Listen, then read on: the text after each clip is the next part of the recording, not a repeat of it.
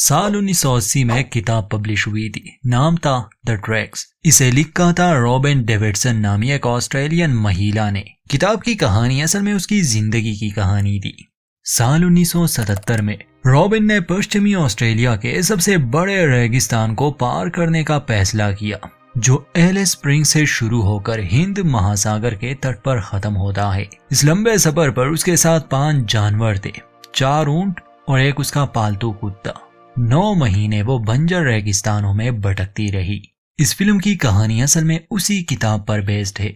ये 2013 में रिलीज हुई थी और इसका नाम भी द ट्रैक्स है।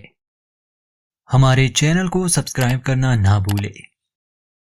फिल्म की शुरुआत साल 1975 ऑस्ट्रेलिया के एक टाउन एलिस स्प्रिंग से होती है। रॉबिन डेविडसन अपना घर बार छोड़कर यहाँ आई क्योंकि उसने अपनी जिंदगी का सबसे बड़ा फैसला किया था, यानी ऑस्ट्रेलियन रेगिस्तान को पार करने का।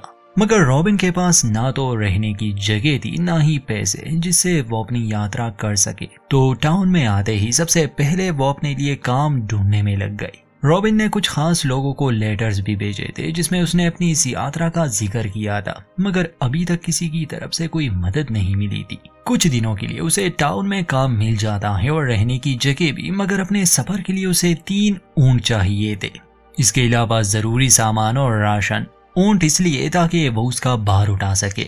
रॉबिन जिस किसी को भी अपनी इस यात्रा के बारे में बताती, यकीनन वो उसे पागल ही समझते थे। इसी टाउन में एक कैमल फार्म था कर्ट नामी बंदे का। रॉबिन उसके पास जाती है और अपनी इस यात्रा के बारे में बताती है, मगर कर्ट इसमें कोई दिलचस्पी नहीं दिखा रहा था। असल में रॉबिन उससे ऊंट मांग रही थी। कर्ट उसे कहता है कि तुम्हारा ये प्लान एकदम बेकार है, जिस पर रॉबिन कहती है कि 1935 में मेरे पिता ने अफ्रीका के कलाहारी रेगिस्तान को पार किया था, वो तो बेकार नहीं था। कर्ट नहीं मान रहा था तो रॉबिन समझाती है कि मैं एक मेहनती लड़की हूँ। कर्ट को एक ख्याल आता है। वो कहता है कि तुम 8 महीने मेरे लिए काम करो, वो भी बिना पैसों के। मैं तुम्हें ऊंट को काबू कैसे करना है ये सिखा दूंगा और 8 महीने बाद मैं तुम्हें 2 ऊंट दे दूंगा। रॉबिन पूछती है कि क्या हम कोई एग्रीमेंट साइन करें, तो कर्ट जवाब देता है कि नहीं, मैं वादे का पक्का हूँ। कर्ट की पत्नी उसे अपने घर में रहने का कहती है, मगर रॉबिन बाहर वीराने में ही अपना टेंट लगाती है। इन 8 महीनों में रॉबिन ऊंटों के बारे में बहुत कुछ सीख जाती है। कर्ट कोई अच्छा इंसान नहीं था, वो रॉबिन से बहुत काम लेता था। कर्ट ने ही रॉबिन को ये सलाह दी थी कि वो बिना जूतों के चलना शुरू कर दे ताकि उसके पैर पथरीली जमीन को झेल सके। रॉबिन को नर ऊंटों के बारे में काफी कुछ पता चल जाता है कि मीटिंग सीजन में वो काफी खतरनाक बन जाते हैं और उन्हें काबू करना भी बहुत मुश्किल है। मगर इन 8 महीनों में रॉबिन उन्हें काबू करना भी सीख चुकी थी। समय पूरा होने के बाद रॉबिन कर्ट से 2 ऊंट मांगती है जैसे उसने वादा किया था, मगर कर्ट अपने वादे से मुकर जाता है और रॉबिन को अपने घर से निकाल देता है। रॉबिन दुखी और निराश होकर वहां से चली गई। अभी भी रॉबिन के पास रहने की जगह नहीं थी। उसे एक टूटा घर मिल चुका था, तो उसे ही वो अपना घर बना लेती है। यहाँ एक और आदमी के पास भी ऊंट थे, जिसका परिवार कई सदियों से ऊंट पालने का काम करता था। उस आदमी का नाम सैली था। रॉबिन उससे मिलने जाती है, अपनी यात्रा के बारे में बताती है और कर्ट ने जो उसके साथ किया वो भी। सैली एक अच्छा इंसान था। रॉबिन को सलाह देता है कि शायद तुम्हें अपना फैसला बदल देना चाहिए। जिस यात्रा की तुम बात कर रही हो मुमकिन है कि तुम मारी जाओ। मगर रॉबिन अपनी बात से पीछे हटने वालों में से नहीं थी। सैली उसे 1 महीने काम के बदले 1 ऊंट देने के लिए मान गया। रॉबिन को 3 ऊंट चाहिए थे। खैर अब 1 महीने के लिए उसे सैली के लिए काम करना पड़ता, जो वो खुशी से करने वाली थी। इस बीच रॉबिन सैली से ऊंटों के बारे में काफी कुछ जान गई थी। इन्हीं दिनों रॉबिन से उसके कुछ दोस्त मिलने आए थे।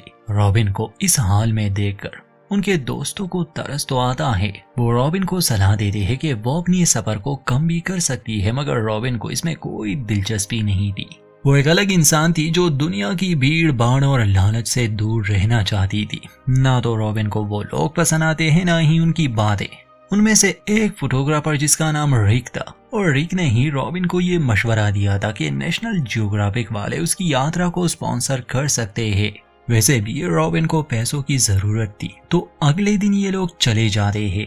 1 महीना काम करने के बाद, जैसा कि सैली ने वादा किया था, वो रॉबिन को एक ऊँटनी दे देता है। कुछ दिन बाद पता चला कि वो ऊँटनी प्रेग्नेंट है। खैर रॉबिन फैसला करती है कि वो थोड़ा इंतजार करेगी। एक दिन वो कर्ट के फार्म पर गई ताकि वो उससे अपने 2 ऊँट ले सके, मगर वहां पहुंचने पर उसे पता चला कि कर्ट ने अपना फार्म किसी और को भेज दिया। रॉबिन ऊँटों वाले सौदे के बारे में उस आदमी जिसका नाम डेविड था उससे बात करती है, मगर वो आदमी मानने को तैयार ही नहीं था। कहता है कि कर्ट ने मुझे किसी सौदे के बारे में नहीं बताया। ये आदमी नौसिखिया था। जब रॉबिन देखती है कि ये ऊँटों को काबू नहीं कर पा रहा तो वो उसकी मदद करती है, और रॉबिन की किस्मत अच्छी थी कि उस आदमी को उस पर दया आ गई और वो उसे 2 ऊँट दे देता है। ऊँट मिलने पर रॉबिन बहुत खुश थी। वो नेशनल जियोग्राफिक वालों को एक लेटर लिखती है जिसमें वो अपनी यात्रा के बारे में बताती है, और रॉबिन को स्पॉन्सरशिप की उम्मीद थी। सफर पर निकलने से कुछ दिन पहले सैली ने रॉबिन को एक सलाह दी थी कि अगर उसे कोई नर ऊँट अपनी तरफ भागता हुआ दिखाई दे तो वो एक पल के लिए भी ना सोचे, बस उस ऊँट को शूट कर दे। सैली अपने तरफ से रॉबिन को एक बंदूक देता है। रॉबिन ने अपने पिता और बहन को भी लेटर लिखा था क्योंकि कुछ दिनों में ही वो अपनी यात्रा पर निकलने वाली थी।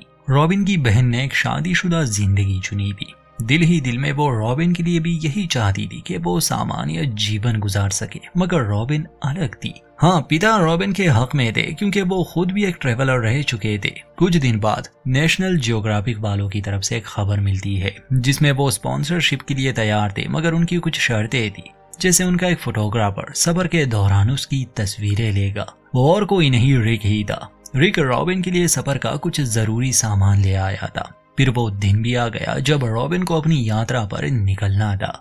वो अपने परिवार और सैली से अलविदा लेती है। वो प्रेग्नेंट ऊँटनी अब मां बन चुकी थी, तो रॉबिन ने 3 ऊँटों पर अपना सामान लाद दिया था और ऊँट का बच्चा अपने माँ के साथ ही चलता था। हाँ, रॉबिन का कुत्ता डिगिटी भी इस यात्रा पर उसके साथ था। रास्ते में छोटे गांव आते थे या कोई टाउन, तो रिक वहीं पर रॉबिन का इंतजार करता और हर स्टॉप पर वो उसकी तस्वीरें लेता। फिर आहिस्ता आहिस्ता उसकी ये कहानी न्यूज़पेपर्स में आने लगी। 29 दिन तक वो लगातार अपनी मंजिल की ओर सफर कर रही थी। उसके रास्ते में माउंट ओल्गा नामी एक पार्क भी आया, मगर पार्क रेंजर उसे अंदर जाने नहीं देते। इसका मतलब कि रॉबिन को घूम कर जाना होगा, जो कि सफर को और भी लंबा कर देगा। वो वहीं पर पड़ाव डालती है। रिक उससे मिलने आया। रात वो उसी के साथ बिताती है। माउंट ओल्गा के करीब वो उसकी कुछ तस्वीरें लेता है और अगले दिन रॉबिन अपना सफर दोबारा से शुरू करती है। रिक कभी कभार उससे मिलता रहता था। रॉबिन को तस्वीरें लेना पसंद नहीं थी और रिक हर समय उसकी तस्वीरें लिया करता था। एक दिन जब ये तूफान में फंसे थे तो रिक उसकी मदद के बजाय उसकी तस्वीरें लेने लगा। ये बात रॉबिन को बहुत बुरी लगती है। वो रिक पर गुस्सा करती है, मगर काफी दिनों से वो अकेली थी, इसलिए वो रिक के करीब आती है और दोनों इंटीमेट होते हैं। रॉबिन को रिक से कोई प्यार नहीं था। खैर दिन गुजरते गए और रॉबिन अपना सफर आगे बढ़ा रही थी। कुछ दिन उसके लिए बहुत मुश्किल होते तो कुछ में उसे थोड़ी बहुत राहत मिल जाती। ऐसे करते करते 2 महीने गुजर जाते हैं। रॉबिन के ऊँट अभी तक सही सलामत थे, मगर रॉबिन बहुत थक गई थी, कमजोर हो चुकी थी। एक दिन जब वो सोकर उठी तो उसके ऊँट गायब थे। वो काफी घबरा जाती है और उस रेगिस्तान में अपने ऊँटों को ढूंढने लगी। काफी तलाश के बाद उसे ऊँट तो मिल जाते हैं। वो अपना गुस्सा एक ऊँट पर निकालती है और कुछ दिन बाद वो एक गांव में पहुंच गई, जो कि वहां के नेटिव लोगों का था। रिक और उसका एक साथी रॉबिन का इंतजार कर रहे थे। 1-2 दिन रॉबिन को यहीं पर आराम करना था। अब उसके सामने एक समस्या थी। जब उसे पता चला कि उसके रास्ते में एक ऐसा इलाका आएगा जहां के लोग उस जमीन को पवित्र मानते हैं और किसी बाहरी औरत का वहां जाना मना है। इसका मतलब कि रॉबिन को घूमकर जाना होगा, जिससे उसका ये सफर उसकी सोच से कई ज्यादा लंबा हो जाएगा। हाँ, अगर यहाँ का कोई आदिवासी उसके साथ जाए तो वो सुरक्षित उस इलाके को पार कर सकती है और इस गांव के लोग किसी आदिवासी को उसके साथ भेज भी देते। मगर रिक लालच में आकर उनके एक रस्म की तस्वीरें लेता है, वो भी छुप के, जो कि नेटिव लोगों को बहुत बुरा लगता है। इसलिए वो रॉबिन की कोई मदद नहीं करते। मजबूरन रॉबिन उस लंबे रास्ते को चुनती है। यह रास्ता इतना खतरनाक था कि यहाँ उसका मरना तय था। खैर वो फिर भी हिम्मत नहीं हारती, वो आगे बढ़ती रहती है। एक दिन जब वो आराम करने के लिए बैठी थी तो उसे 3 नर ऊँट अपनी तरफ आते दिखाई दिए। रॉबिन को सैली की वो बात याद आई, इसलिए वो बंदूक लेती है और उनमें से 2 ऊंटों को तुरंत ही मार गिराती है। हालांकि ये करते समय उसे दुख तो बहुत हुआ। जो रास्ता उसने चुना था वो किसी भूल भुलैया की तरह था, वो कहीं भी खो सकती थी और इस इलाके में पानी भी नहीं मिलता। तो एक दिन जब वो बहुत थक चुकी थी और आगे बढ़ रही थी, वो पहुंच जाती है एक नदी के किनारे, जहां वो रुकी, नहाई, ऊंटों को पेट भर पानी पिलाया। तभी उसकी मुलाकात कुछ लोगों से हुई, जिसमें से 3 आदिवासी थे और एक ऑस्ट्रेलियन। उसका नाम जोसेफ था। रॉबिन जब उन्हें अपनी यात्रा के बारे में बताती है तो उन्हें भी काफी हैरानी हुई। जोसेफ कहता है कि तुमने जो रास्ता चुना है वहाँ गहरी काया है, तुम आसानी से भटक जाओगी। रॉबिन समझाती है कि मैं सीधे रास्ते से नहीं जा सकती क्योंकि यहाँ के नेटिव उस जमीन को पवित्र मानते हैं। जोसेफ रॉबिन की मदद करता है। वो अपना एक साथी जिसका नाम मिस्टर एडी था, वो एक आदिवासी था और उसे थोड़ी बहुत इंग्लिश भी आती थी। वो इस यात्रा में रॉबिन का साथ देता है। वो अपनी भाषा में उससे बातें किया करता था। उसे रास्ता मालूम था, इसलिए मिस्टर एडी की वजह से रॉबिन को खो जाने का खतरा नहीं था। कुछ दिन एडी उसके साथ रहता है। रास्ते में रॉबिन की मुलाकात ग्लेंडल नामी व्यक्ति से हुई, जो कि खुद एक मशहूर ट्रेवलर था। रॉबिन एक दिन उसके साथ रहती है, अपने सफर के बारे में बताती है और उससे एक मदद मांगती है कि वो उसका एक लेटर नेशनल जियोग्राफिक वालों को भेज दे, क्योंकि रॉबिन को कुछ सामान चाहिए था। वैसे तो मिस्टर एडी का सफर यहीं तक था, मगर रॉबिन उससे और मदद मांगती है। एडी अपने जूतों की तरफ इशारा करता है कि इस लंबे सफर के लिए मेरे जूते सही नहीं हैं, तो रॉबिन ग्लेंडल से जूते लेती है। दिन गुजरते गए, ये लोग अपना सफर जारी रखते हैं। एक दिन कुछ टूरिस्ट इनके रास्ते से गुजर रहे थे। रॉबिन को ये बिल्कुल भी पसंद नहीं था कि कोई उसकी तस्वीरें ले, इसलिए वो उनके लिए रुकती नहीं और आगे बढ़ जाती है। रॉबिन अब केमल लेडी के नाम से मशहूर हुई थी, तो हर कोई उसे केमल लेडी ही कहता था। एक दिन जब मिस्टर एडी कैंगरू का शिकार करके ले आता है और रॉबिन उसे कैंगरू को काटने वाली थी, तो मिस्टर एडी उसे रोकता है, कहता है कि तुम्हें यहाँ के नियम नहीं तोड़ने चाहिए, मतलब कि औरत किसी जानवर को नहीं काट सकती। खैर वो रुक जाती है। 20 दिन बाद रॉबिन और एडी एक और गांव में पहुंच गए, जहां पर रिक इनका इंतजार कर रहा था, मगर एडी से आगे नहीं जा सकता था और अब रॉबिन के रास्ते में एक ऐसा रेगिस्तान आने वाला था जहां पानी नहीं होता। रॉबिन रुकने वालों में से नहीं थी, इसलिए रिक कहता है कि मैं कोशिश करूंगा जगह जगह तुम्हारे लिए पानी का इंतजाम करूं, जो कि इतना आसान नहीं था। कुछ दिन बाद रॉबिन उस रेगिस्तान में कदम रखती है। वो उसके लिए सबसे कठिन समय था, क्योंकि वहां उसका दिमाग साथ छोड़ रहा था। उसे अजीब चीजें दिखाई देती थी, काफी कमजोर हो चुकी थी वो, और कभी कभी तो वो बिना कपड़ों के ही घूमती। इसलिए एक दिन वो अपना कंपास भी कहीं खो देती है। काफी ढूंढने के बाद उसे कंपास तो मिल गया, मगर अब वो अपनी यादों में ही खो चुकी थी। फिर भी वो रुकती नहीं और एक दिन वो एक घर के सामने पहुंच गई। वो काफी देर तक खड़ी रही। लगा उसे शायद ये भी उसका भ्रम है, मगर ऐसा नहीं था। एक बुजुर्ग औरत आकर उसे घर में ले आती है। वो लोग उसे खाना देते हैं, नहलाते हैं। ये जानकर उन्हें भी काफी हैरानी हुई कि रॉबिन इतने लंबे सफर पर निकली है। कुछ दिन रॉबिन वहीं पर रहती है और फिर से अपने सफर पर निकल जाती है। एक दिन उसका कुत्ता प्यास की वजह से जहर पी लेता है। अपने डॉग को खोने पर रॉबिन को बहुत ज्यादा दुख होता है। वो टूट जाती है क्योंकि बचपन में भी उसने अपने कुत्ते को खो दिया था। अब रॉबिन अपने मंजिल के करीब थी। वो एक जगह रुकती है। बहुत से जर्नलिस्ट और रिपोर्टर्स को रॉबिन के इस ऐतिहासिक यात्रा के बारे में पता चल चुका था, इसलिए वो उससे मिलने आए थे, तस्वीरें लेने आए थे। मगर रॉबिन किसी से भी मिलना नहीं चाहती थी। वो बहुत दुखी थी।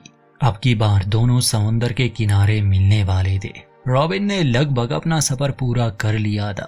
कुछ दिन वो और रिक एक गांव में रहते हैं और इसके बाद वो अपने इस लंबे सफर को पूरा कर लेती है। समुद्र के किनारे रिक उसका इंतजार कर रहा था।